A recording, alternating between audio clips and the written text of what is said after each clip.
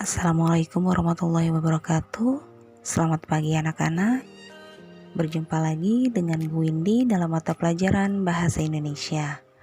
Untuk pembelajaran hari ini kita akan belajar mengenai teks iklan, slogan, dan poster. Sebelum kita memulai pembelajaran, marilah kita bersama-sama membaca lafaz basmalah. Bismillahirrahmanirrahim. Berikut adalah kompetensi dasar dan tujuan pembelajaran kita hari ini.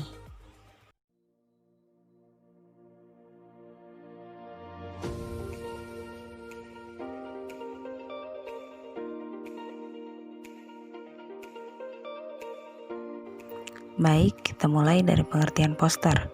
Poster adalah lembaran pengumuman atau iklan yang dipasang di tempat umum yang biasanya disertai gambar. Menurut KBBI, poster adalah plakat yang dipasang di tempat umum berupa pengumuman atau iklan dengan dan tulisan gambar yang mencolok.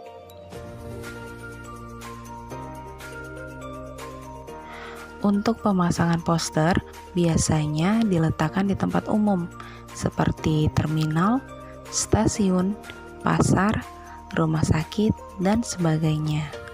Ditempelkan di dinding atau di tembok, atau bisa juga dipasang di pinggir-pinggir jalan.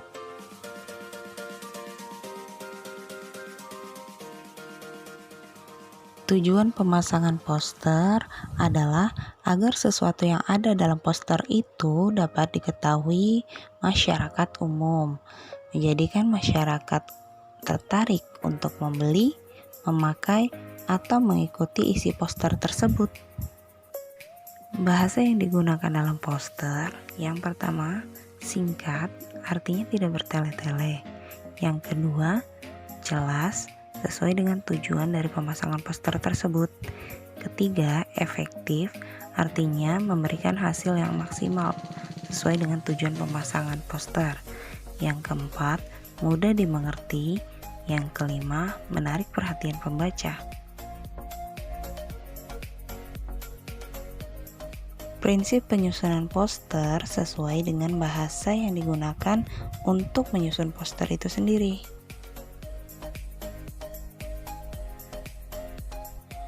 Poster dibagi menjadi 4. Yang pertama, poster niaga. Yang kedua, poster kegiatan. Yang ketiga, poster penerangan atau pendidikan. Yang keempat, poster hiburan.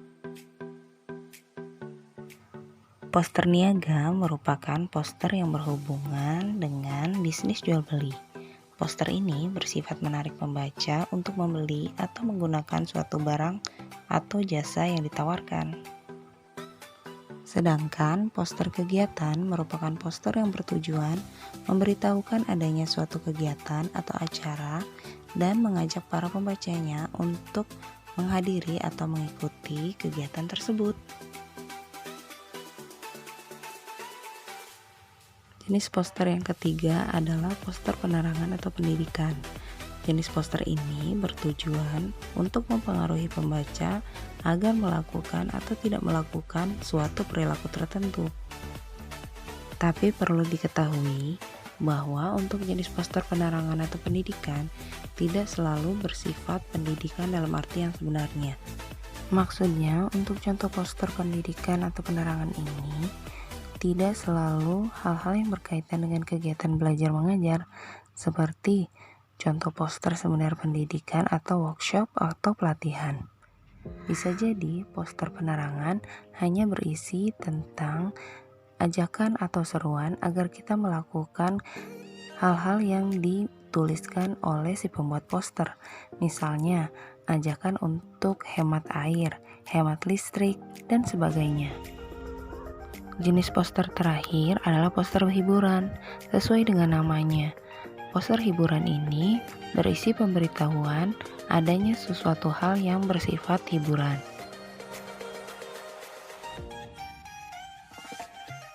Selanjutnya kita beralih ke pengertian slogan. Slogan adalah perkataan atau kalimat yang menarik atau mencolok dan mudah diingat untuk menjelaskan tujuan suatu ideologi, golongan, organisasi, partai politik, dan sebagainya. Nah, slogan ini bersifat membangkitkan semangat suatu prinsip hidup. Untuk kalimat slogan biasanya dituliskan dengan singkat namun penuh makna. Perhatikan contoh-contoh kalimat slogan di bawah ini.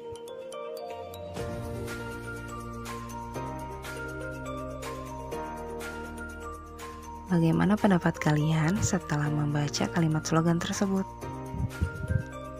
Ya, selain kalimat slogan dituliskan dengan singkat dan penuh makna, agar mudah diingat, slogan biasanya menggunakan irama yang sama. Nah, kalau kalian ingat dalam materi pantun di kelas 7, rima dalam pantun biasanya ABAB. Nah, kalau untuk slogan ini rimanya sama. Misalnya dalam contoh kalimat slogan yang pertama, pemuda sehat, negara kuat. Nah, rimanya sama bukan? Jadi, baik pada poster maupun slogan memiliki daya tariknya masing-masing. Jika pada poster, ciri khasnya adalah penggunaan tulisan dan gambar. Gambar bisa berupa foto atau ilustrasi yang menarik perhatian pembaca. Sedangkan pada slogan yang ditonjolkan adalah penggunaan kata atau kalimat-kalimatnya. Kalimat yang digunakan dalam slogan biasanya memiliki irama yang sama. Itu bertujuan agar menarik perhatian pembaca. Beralih ke materi iklan. Iklan merupakan bentuk komunikasi yang digunakan untuk menyampaikan informasi secara menarik. Tujuannya untuk mempengaruhi khalayak atau masyarakat umum.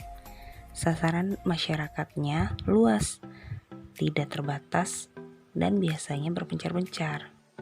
Maksudnya adalah iklan yang disampaikan dengan berbagai macam media seperti media massa ataupun media elektronik bisa dijangkau oleh semua kalangan, tidak terbatas di suatu tempat, bisa di mana saja. Setiap orang bisa melihat atau menonton iklan di mana saja dan kapan saja. Iklan digunakan untuk menyampaikan suatu gagasan mengenai suatu produk atau jasa. Berikut adalah hal-hal yang perlu diperhatikan dalam menulis atau membuat iklan. Yang pertama, jika ditinjau dari isinya, suatu iklan harus bersifat objektif, artinya harus jujur atau apa adanya. Yang kedua, harus menarik. Yang ketiga, singkat dan jelas. Yang keempat, tidak bertentangan dengan sara. Jika dilihat dari segi bahasa, iklan harus mudah dipahami, mudah diingat, persuasif, atau bersifat membujuk atau mengajak, dan yang terakhir, menimbulkan rasa penasaran di masyarakat luas. Dari penjabaran sebelumnya, dapat kita simpulkan bahwa iklan merupakan sebuah ajakan atau bujukan kepada para pembaca, pendengar, maupun penonton yang menerima informasi tersebut untuk memakai atau menggunakan segala macam hal yang ditawarkan dari si pemberi tawaran tersebut atau si pengiklan. Dan tindakan tersebut menguntungkan bagi si pembuat iklan. Nah, kalau ini kesimpulan dari ciri-ciri iklan berdasarkan isinya dan berdasarkan segi bahasanya.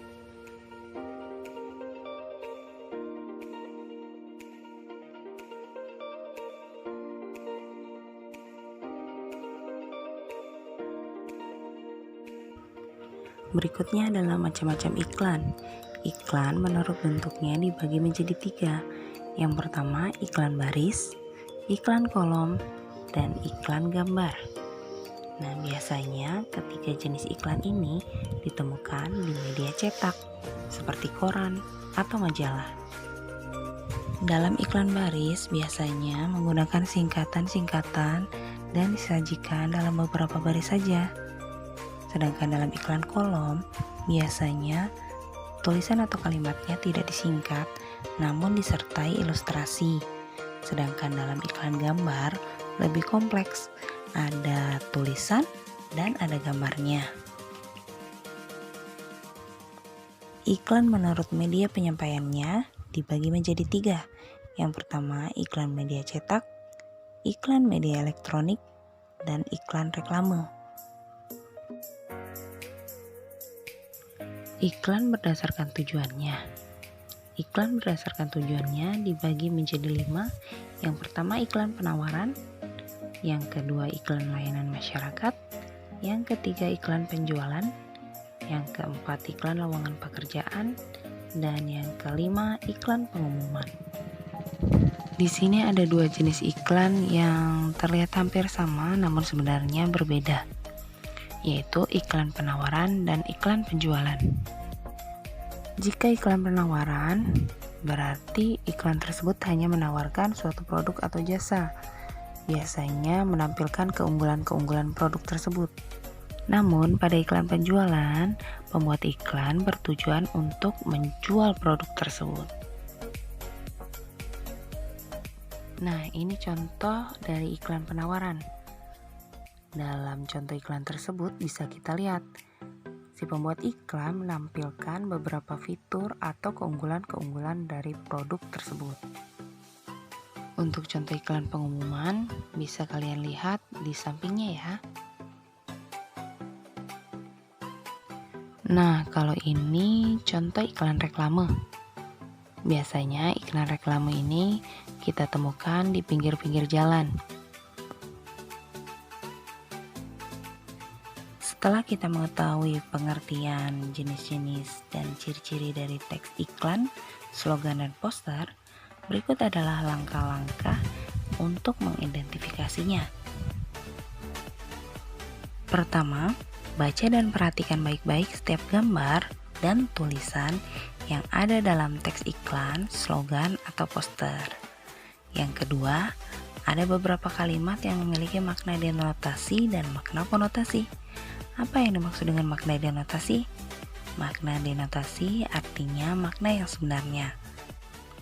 Contohnya, apabila kalian menemukan kata bunga dalam kalimat "saya membeli bunga mawar", nah berarti itu merujuk kepada makna denotasi, makna yang sebenarnya, karena bunga dalam kalimat tersebut mengacu pada makna bagian tanaman yang memiliki warna yang beraneka ragam. Namun, pada contoh kalimat "saya adalah bunga desa di kampung ini", bagaimana? Apakah masih sama pengertian bunga pada kalimat kedua ini dengan kalimat sebelumnya? Ya, tentu berbeda ya anak-anak. Jika pada kalimat pertama memiliki makna yang sebenarnya, maka pada kalimat kedua ini memiliki makna yang tidak sebenarnya atau makna konotasi. Karena bunga desa bukan berarti bunga dalam arti bagian dari tanaman, tapi bunga desa merupakan perempuan atau gadis tercantik di desa atau di kampung itu. Nah, bagaimana jika si pembuat iklan menggabungkan kalimat yang memiliki makna denotasi dan makna konotasi? Tentu kita harus lebih cermat lagi dalam mengidentifikasi teks iklan, slogan, ataupun poster tersebut. Langkah selanjutnya adalah mencatat semua informasi penting yang kalian temukan. Kalimat yang kalian tulis boleh menggunakan interpretasi atau pendapat kalian sendiri. Jadi, tidak mesti sama persis dengan yang ada dalam teks tersebut ya. Nah, setelah kalian menemukan informasi atau mengidentifikasi teks iklan, slogan, maupun poster, kalian bisa menyimpulkan teks tersebut. Nah, simpulan dari teks iklan, slogan, atau poster tersebut harus sesuai dengan informasi-informasi yang sudah kalian kumpulkan. Dalam menyimpulkan teks iklan, slogan, maupun poster, harus dipastikan dulu apakah teks tersebut merupakan slogan, apakah poster, atau iklan. Jika slogan, umumnya bertujuan untuk menginspirasi dan memotivasi agar para pembacanya semangat. Jika poster biasanya bertujuan untuk menawarkan suatu produk atau jasa, atau bisa juga hanya sekedar hiasan saja. Sedangkan untuk iklan bisa bertujuan untuk menawarkan atau menjual produk, bisa juga untuk memberikan pengumuman, atau bisa hanya sekedar memberikan penerangan atau edukasi. Contoh iklan dan pembahasannya. Berikut adalah contoh iklan reklame yang biasa dipajang di pinggir jalan. Baik, kita akan membahas mulai dari identifikasi iklan dari iklan reklame tersebut ya. Yang pertama, jika berdasarkan jenisnya, iklan tersebut merupakan iklan reklame karena pemasangannya diletakkan di pinggir jalan. Iklan reklame tersebut menampilkan dua produk penyedia layanan jaringan atau provider. Yang pertama adalah papan reklame berwarna biru, itu dari produk XL, sedangkan reklame kedua yang di sebelah kanan yang berwarna merah merupakan produk dari provider Telkomsel. Untuk identifikasi reklame 1 yaitu dari XL, di situ menginformasikan bahwa produknya memberikan penawaran murah untuk menelpon, yaitu dengan tarif Rp0,1 per detik untuk ke semua operator. Sedangkan untuk identifikasi iklan pada reklame kedua dengan kalimat tetangga sebelah, nah dalam hal ini secara tidak langsung menyindir provider XL ya, bahwa provider sebelah memiliki tarif yang ribet dan sering mengalami gangguan jaringan atau jaringannya terbatas. Setelah kita mengidentifikasi kedua iklan tersebut, dapat disimpulkan bahwa iklan tersebut merupakan iklan reklame yang berupa penawaran mengenai penyedia layanan jaringan atau provider yang memberikan kemudahan bagi konsumennya untuk melakukan panggilan telepon dengan harga yang murah. Namun, selain harga yang murah, perlu diperhatikan juga nih akses jaringannya. Jadi, secara umum dapat disimpulkan bahwa konsumen harus cerdas dalam memilih penyedia layanan jaringan atau provider. Ini adalah tugas kalian pada pertemuan hari ini. Silakan kalian identifikasi dan simpulkan kedua gambar iklan tersebut.